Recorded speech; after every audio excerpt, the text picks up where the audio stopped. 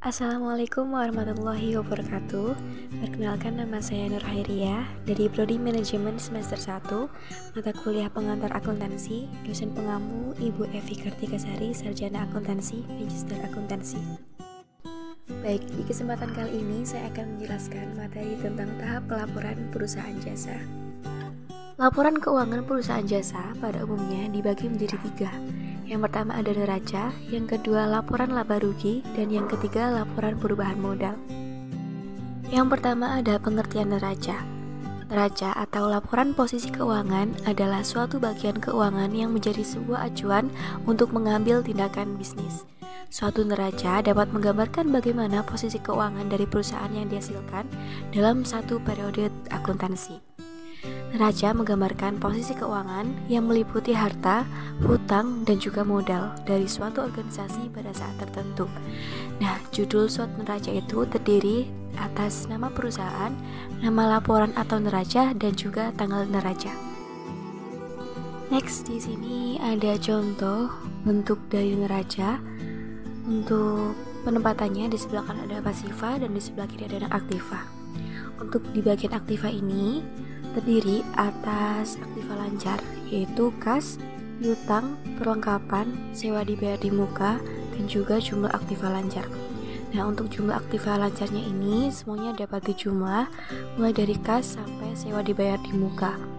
Kemudian untuk aktiva tetapnya ada peralatan ditulis juga, kemudian dijumlah untuk seluruh aktivanya, yaitu dari jumlah aktiva lancar dan juga jumlah aktiva tetapnya. Next, di sini ada pasifa yang meliputi hutang jangka pendek, yaitu hutang dan juga hutang bank. Kemudian juga ada modal. Nah, untuk jumlah pasifanya yaitu jumlah hutang ditambah dengan jumlah modal. Nah, untuk neraca sendiri kan bisa disebut sebagai timbangan nih. Jadi harus sama-sama seimbang. Nah, untuk jumlah aktiva dan juga jumlah pasifanya, jika sudah sama berarti sudah seimbang.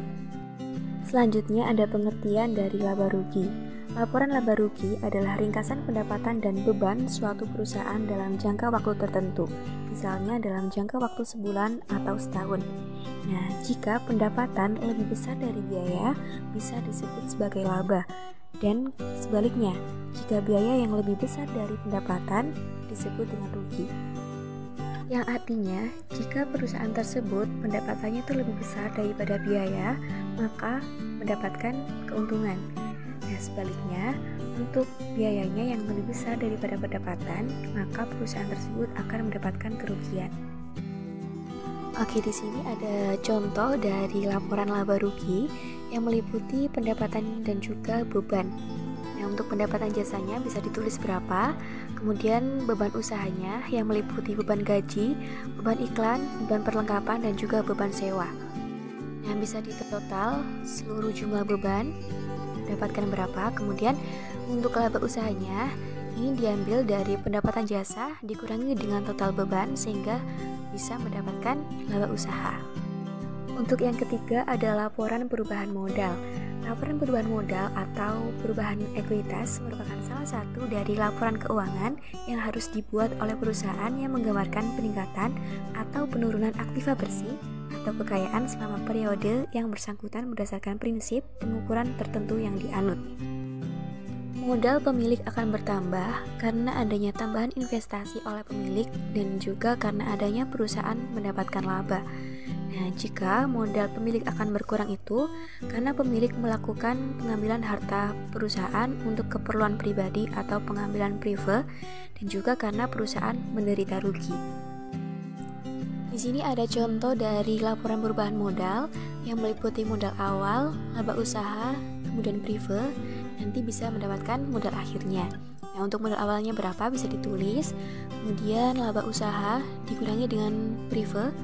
Nanti modal akhirnya didapatkan dari modal awal ditambah dengan laba usaha yang sudah dikurangi dengan prive. Baik, sekian untuk penjelasan materi dari saya. Kurang lebihnya mohon maaf apabila ada salah kata maupun penjelasan yang kurang paham. Sekian, terima kasih. Wassalamualaikum warahmatullahi wabarakatuh.